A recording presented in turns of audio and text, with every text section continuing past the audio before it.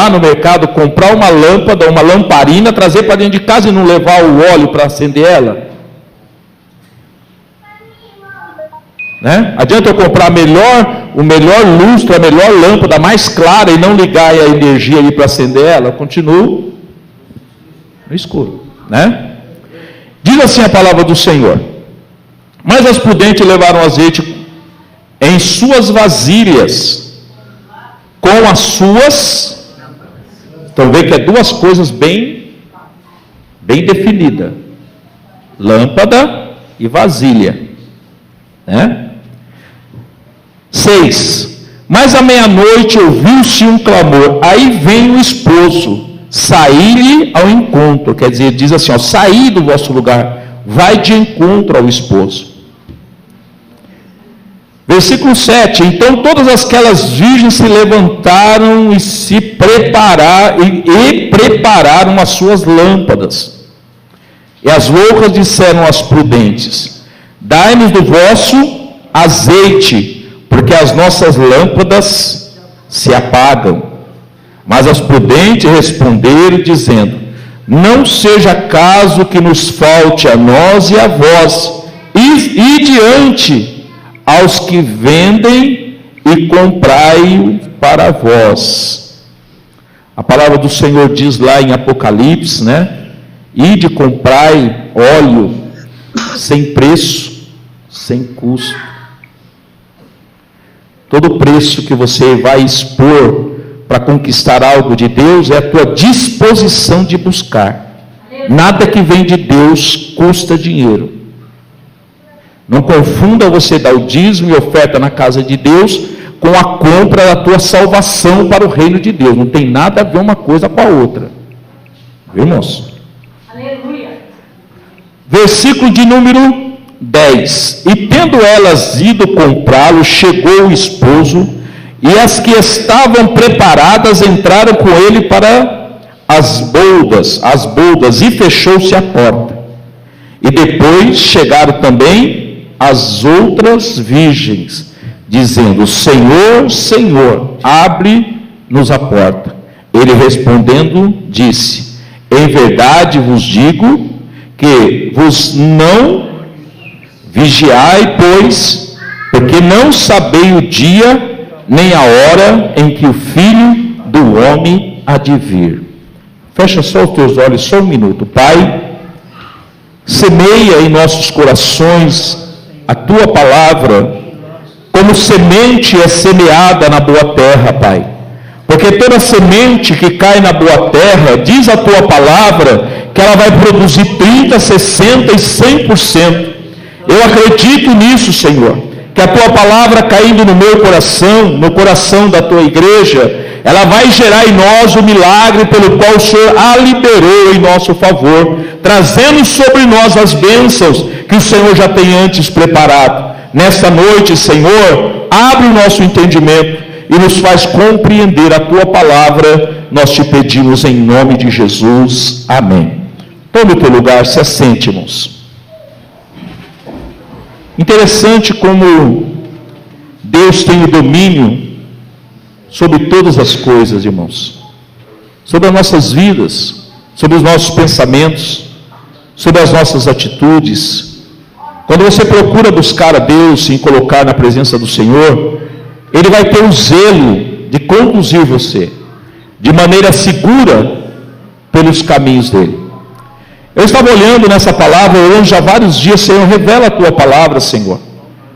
Revela, eu não quero levantar e falar coisas que são só de mim, eu quero falar aquilo que provém do Senhor. E eu comecei a olhar aqui, irmãos, desde o início, porque é uma palavra profética que Jesus fala. Ela começa no capítulo 24, quando alguém faz uma pergunta para Jesus, né? E quando Jesus ia saindo do templo, aproximou-se dele os seus discípulos, para lhe mostrar a estrutura do templo. Jesus, porém, lhe disse: não vede tudo isso? Em verdade vos digo que não ficará aqui pedra sobre pedra que não seja derribada.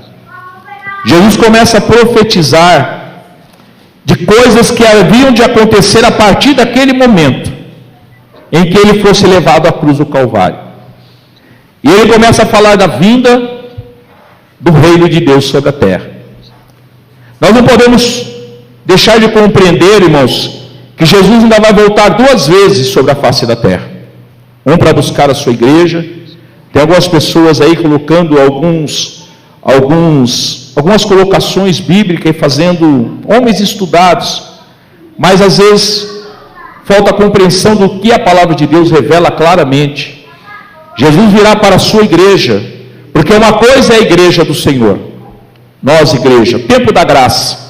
Outra coisa é o tempo da lei, ou o povo de Israel, em que Deus virá para reinar sobre eles. A Bíblia diz que ele descerá sobre o monte das oliveiras. A Bíblia diz que aquele monte vai fender, vai abrir, e será visível a presença dele. Mas antes disso, a Bíblia diz que Deus virá buscar a sua igreja, aqueles que foram lavados e remidos pelo sangue do Senhor Jesus. O tempo da graça. Hoje nós estamos vivendo o tempo da graça. Hoje ou ontem, eu não lembro, acredito que foi hoje, a minha esposa chegou para mim e falou assim: é difícil de compreender o quanto Deus nos ama. Porque às vezes nós vemos tantas situações, nós vemos tantas calamidades, nós vemos tantas pessoas, às vezes, fazendo coisas, e de repente a pessoa reconhece a sua falha, e Deus abraça ela, como o pai abraçou aquele filho que saiu, gastou tudo que tinha, né? Fez tudo que não devia, e quando ele volta, o pai o recebe, a Bíblia diz que ele recebe com alegria. É difícil você compreender o amor de Deus puríssimo, porque às vezes você vê uma pessoa falhar, você vê uma pessoa cair numa falha tão grave às vezes, e de repente ele abre os olhos, reconhece que ele cometeu uma falha, e ele volta aos pés de Jesus, e Jesus o coloca de novo junto com os filhos que não saíram. E aí você fala: mas Senhor, eu não saí, eu não pequei. Por que aquele que voltou recebe a mesma quantia, ou a mesma condição, ou a mesma bênção? Porque a essência de Deus é amor. A essência de Deus é amor. E esse amor, irmãos, que deu Jesus para que eu e você pudesse ser salvo. Jesus então começa a falar no 24 dos princípios de dores. Ele revela aqui situações para Israel, ele revela aqui situações para os gentios. E ele fala de 2 coisas muito interessantes. Nós vamos ver aqui ele citando sobre a parábola, e ele falando da vinda do Filho do Senhor de Deus, como nos dias de Noé.